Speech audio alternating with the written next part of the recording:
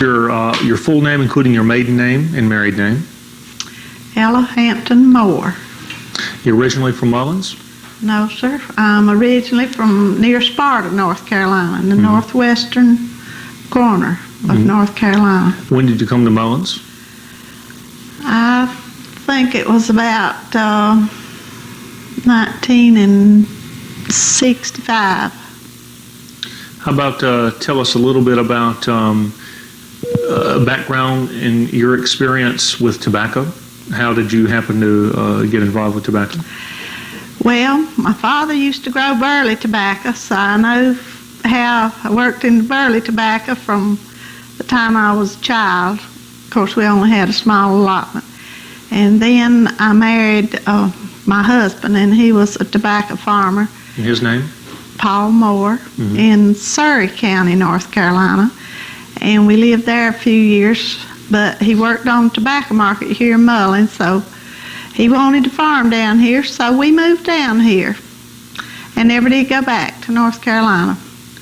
Talk a little bit about the experience of tobacco farming, what that was like, your involvement as a child. Well, then the whole stalk is cut of the burley tobacco, and it is air cured.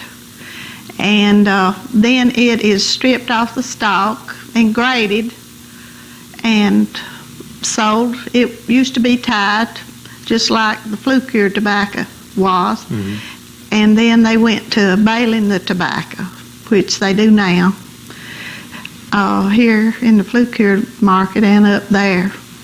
How about tell us a little bit about tobacco grading? Is that different in from flue-cured to burley, or is it the same? Basically the same thing. What type of different tobacco grades are there, do you recall? Well,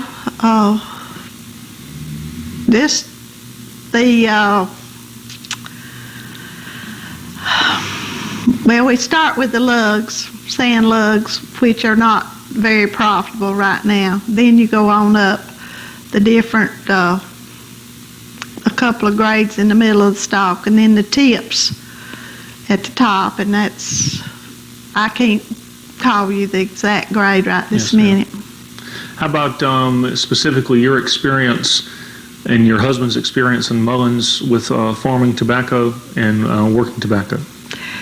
Well, we started out, we had a lot of employees, and he had at one time about 100 acres of tobacco, and we got what we call a stick harvester, and you rode through the field and primed the tobacco, and it went up a belt and was basically most of it was done in the field, hung on a rack, then carried to the barns and hung and cured by oil after we come down here. Now I can remember tobacco being cured with wood, but mostly it was oil. Do you know anything about curing tobacco with wood? I didn't do it myself. Yes, ma'am. Do you recall what was done? Well, they cut their wood ahead of time so it would be ready for the next curing season. And basically you had to stay with it at night and somebody sleep at the barn. And they liked a certain type of wood, I guess, good oak wood or something like that to cure with. Now, you talked that your husband had employed a lot of people. What was a typical workday like for someone who worked for your husband? When did they start? What did they do? When did they finish? Maybe how much they were paid? Well, it's hard to remember back to the exact wages, but I know he got up early and went out and checked all his barns and everything, and if a barn had to be taken out, of course it had to be gotten ordered the night before. And then the barn would be emptied of the dry tobacco if it was going to be filled back with the green tobacco that day. And of course it was brought into the field and in from the field to start with and strung at the barn, But as I mentioned earlier, then we got the stick harvester, and it was done as we went through the field, and then it was brought in like that and hung in the barn. Somebody had to climb up in the barn on the tier poles and hang it from the top down. That had to be, you had to have somebody that really knew what they were doing, I guess, with that. Of course, it had to be placed right in the barn. I guess they had to be in pretty good shape, too, for all that moving around. I'm sure they were. Was your husband involved any with Clemson Extension?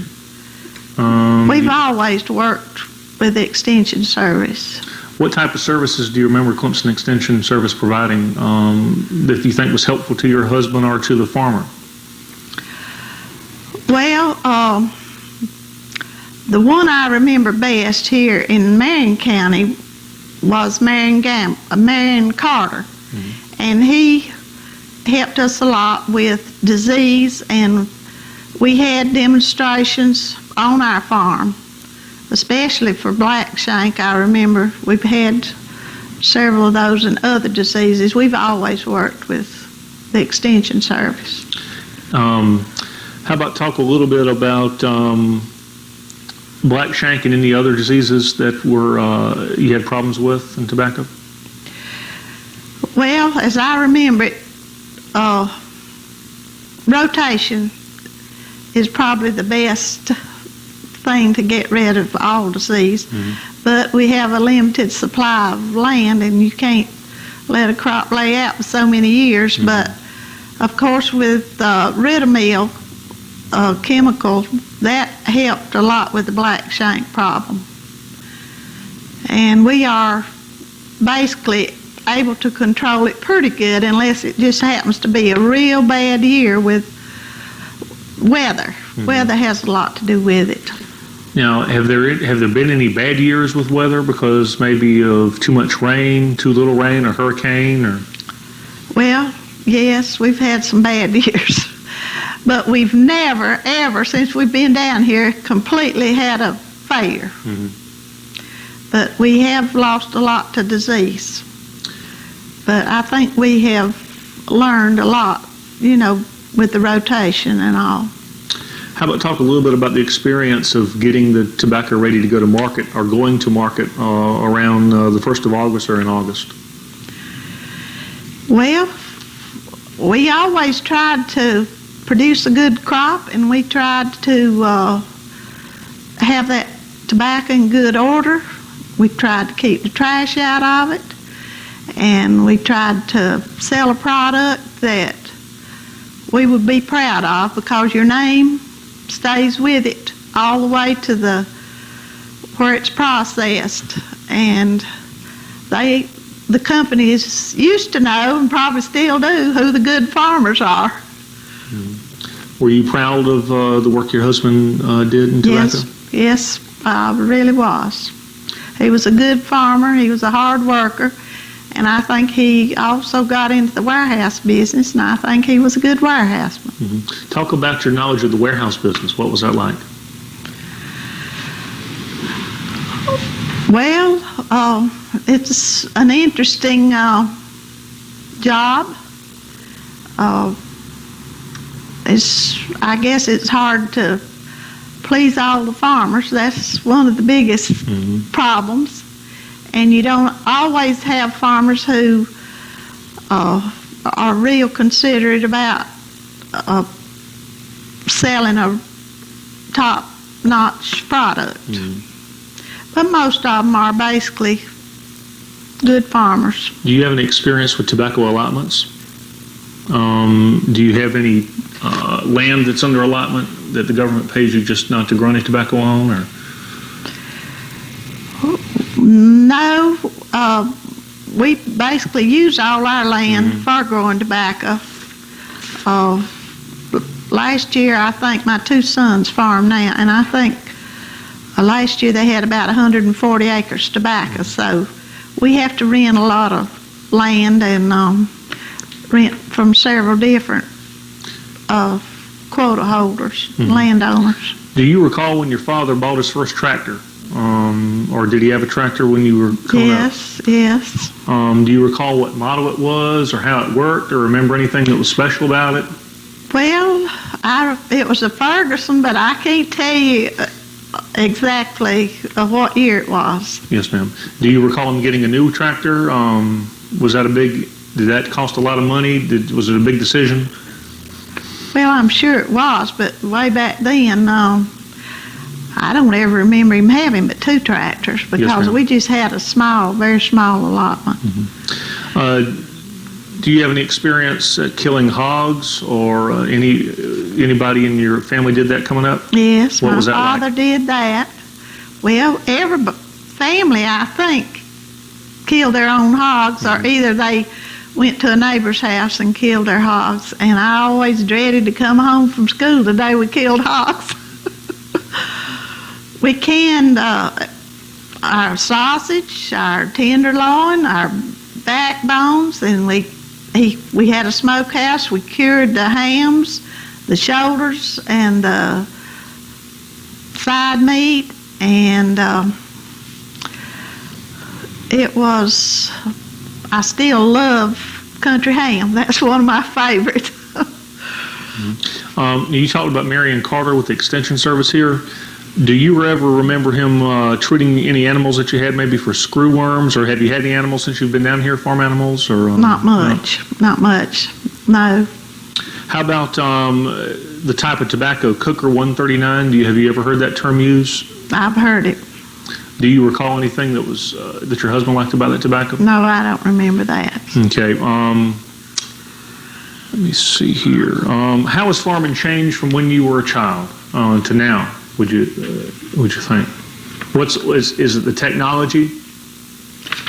A lot with technology, sure. Is it as labor intensive as it used to be? It's very labor intensive. I don't care how much modern equipment you have. There's still a lot of work to it.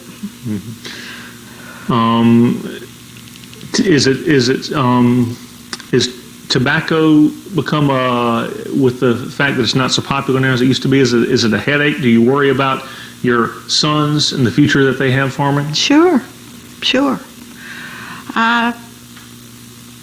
I'm not saying that using tobacco is good for people, but I think our government has put too much emphasis on doing away with tobacco, with all the taxes that they've added to it. They are really going to hurt themselves in the long run, because tobacco really generates a lot of money for the state and the federal government.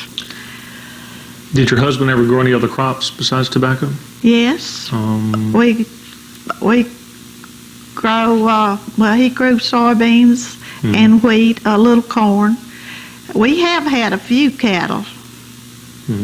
Talk a little bit about the experience of soybeans. What turned your husband on to soybeans? Well, it was a good crop to rotate with your tobacco, and your landowners want their farm to be cultivated and taken care of. They don't like for it to lay out and grow up in weeds, and that doesn't do anybody any good unless it's planted in, something that will preserve the soil. Do you recall a 4-H program when you were growing up? Yes. Were you involved in 4-H? Some, but now we lived way back in the country, so I didn't get to participate in a lot of things. But I worked for the Extension Service after I got out of college in North Carolina, and I was involved with the 4-H program, and I think it's an excellent program for children. What do you like about 4-H?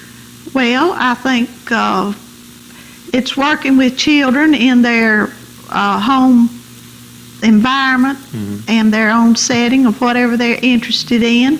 It's a hand-on thing, and there's not as much formal education as there is in a school like. Were your children involved in 4-H? No, sir, No? not much. How about FFA? Were they involved? No, my children went to the private school, and they didn't get involved in that, and I think the boys would have enjoyed it very much had they been able to do that. Did they initially want to get into farming? Is it something they thought about? Yes, that's all they've ever done, and they love it. Mm-hmm. And do you see your grandchildren getting involved in farming and staying in farming? Well, I don't know. That's a question I can't say. Possibly, yes. Yes, ma'am. If everything stays favorable for them. Mm-hmm. Now, do your sons rotate the crops along the same lines as your husband did? Yes, sir. Yes. How about talk a little bit about the broadleaf tobacco? What do you like about the broadleaf? How is it different from burley? Well, I enjoy seeing pretty tobacco in the field from the time it's set out all the way till it is on the warehouse floor. I just think it's a beautiful crop, and I enjoy it. Do you get excited when the tobacco market opens up? Oh, of course. Everybody mulling stuff. What's that like for you? Talk about that. Well, I love all the state dignitaries coming to town, and I get to meet the governor sometimes, and I think it's really been a wonderful thing for Mullins to have a tobacco market here. A lot of people may not think that, but I do. I think it has really been a plus. Do you like the way that technology is kind of changing the way tobacco is being handled, with putting in bundles instead, in squares instead of in burlap bags? I think it is easier to handle, and doesn't require quite as much physical labor as it did otherwise, because it's always been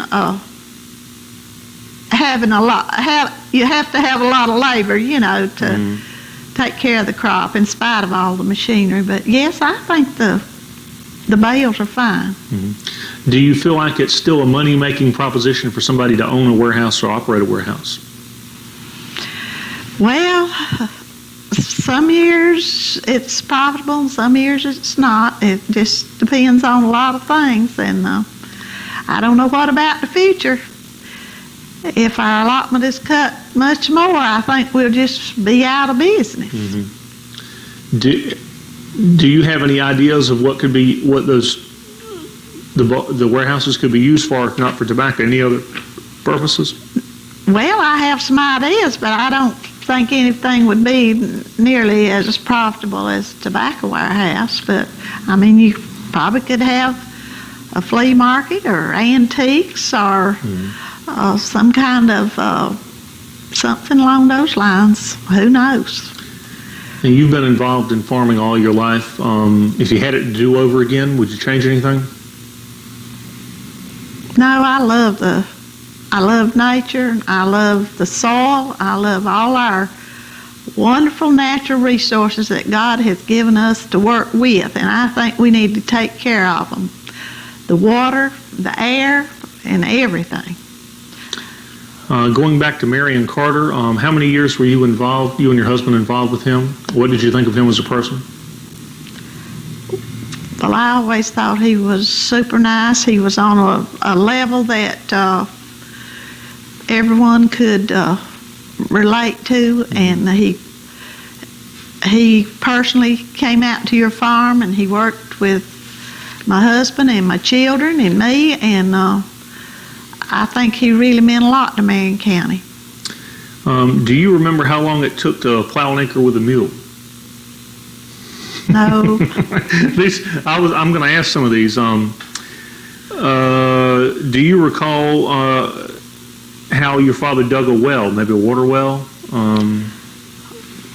No, the well at our house was dug back in the late 1800s, I would say maybe 1880. Mm-hmm. We lived at my mother's home place, and I have looked in the well, and it was very interesting. Right. And we had a pump. We had to pump the water with before we got the electric pump. Did you have an outhouse, or did you have a bathroom inside your house? Well, I can remember the outhouse. I think we got a indoor bathroom about the time I graduated from high school. Were you glad to have indoor Oh, facilities? of course. But we didn't know anything else when I was growing up. Yes, ma'am. What do you recall the influence of any type of farmer publications growing up that maybe you read or your husband read? Was your husband a member of any local Grange organizations? I don't remember us. He was a member of the Farm Bureau about as far back as we got married. I don't know how much before that. And we always had the Progressive Farmer and the Farm Journal in our home, always. When I was growing up and after we got married, and I still have them. Any questions you can think of? What was the first herbicide your husband used? Do you remember that? No, sir, I don't. Okay.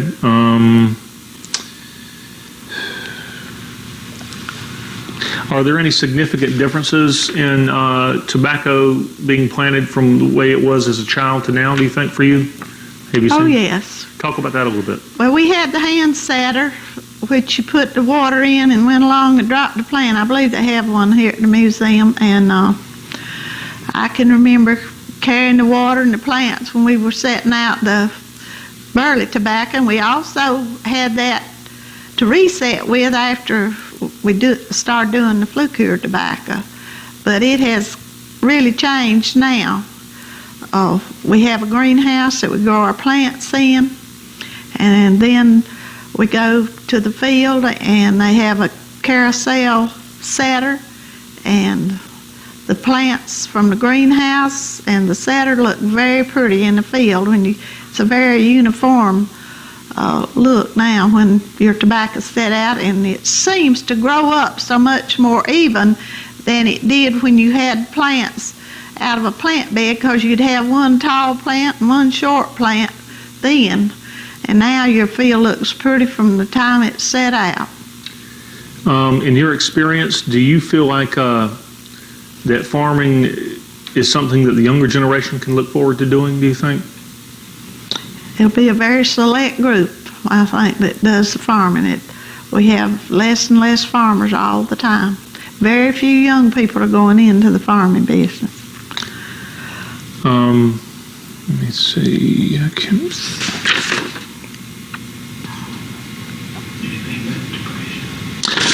Do you remember the Depression? What was that like for you and your family? Well, I guess I come along a little bit after the Depression, but I know we always had to be very saving.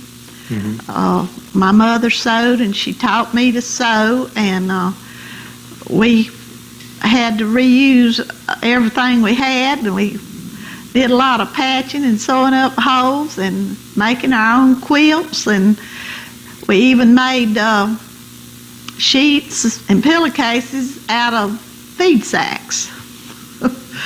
So we just used what we had, and we took care of what we had.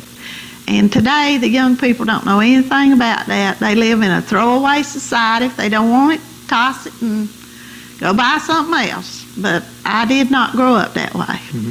Do you recall any festivals to celebrate tobacco as growing up that you had, maybe? No, not till I come to Mullins. What was the festival like when you came to Mullins? What was your first experience with that? Did you enjoy it? Oh, yes. Still enjoy it. And my children love to come back and see their friends that they went to school with, and it's sort of like a homecoming. They love it. Yes, ma'am.